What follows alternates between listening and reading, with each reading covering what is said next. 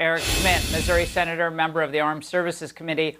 Senator, what's your reaction to this Biden attempt to turn his reelection campaign into a defense of democracy and portray himself as the slayer of shrinkflation and junk fees?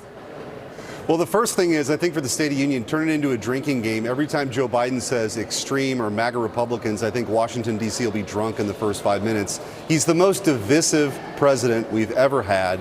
And I'm tired of hearing lectures about threats to democracy when this is the guy that's literally trying to throw his political opponent in prison for the rest of his life, take him off the ballot, and by the way, started the largest censorship enterprise we've ever seen in the history of the country. The real threat to democracy is Joe Biden, but he's going to try again to cast a lot of blame for the problems that we see as a country that are of his own making, take immigration and him undoing all the successes under President Trump, and try to shift that blame. That'll be the purpose of the speech tomorrow. But I think, Laura, when the dust settles and those whoppers are told, the American people are going to be left with the reality, which is they are much worse off now than they were when President Trump was in office. I mean, that's just the classic, barometer of how people usually vote. Are you better off now than you were 4 years ago? And as we said in the angle, Senator, America's real wages declined from late 2020 to this past December 2023. I mean, going down, not going up. And obviously inflation's factored into all of that.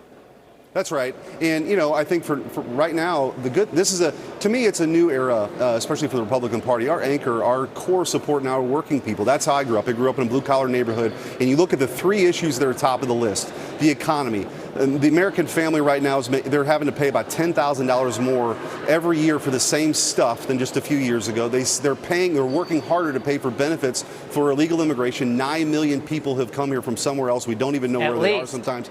And energy. You look at this war on domestic energy production. No country in the history of the world, Laura, has declared war on its own natural resources like we have. We're shipping those jobs to China. We've hollowed out the middle class, and everything is more expensive because of it.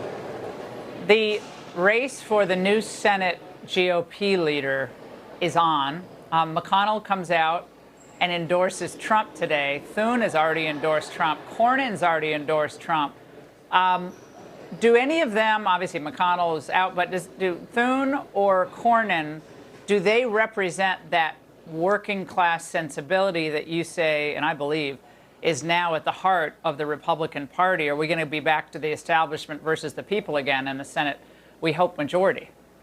Well, that's the perspective that I'm bringing, right? A state like Missouri, I came here not to just go along, get along, but to shake things up on behalf of the American people. The conversations in Washington are so different, Laura, than the ones you have in real America. We've got to bring that to leadership here. So as we go, through this month-long leadership race, those two have indicated, I don't know if the field's set, but I personally am going to be asking a lot of questions about how our agenda can actually lead to more prosperous America for more Americans, right? And the foreign policy reflects where our people are at now, as opposed to the elites in Washington.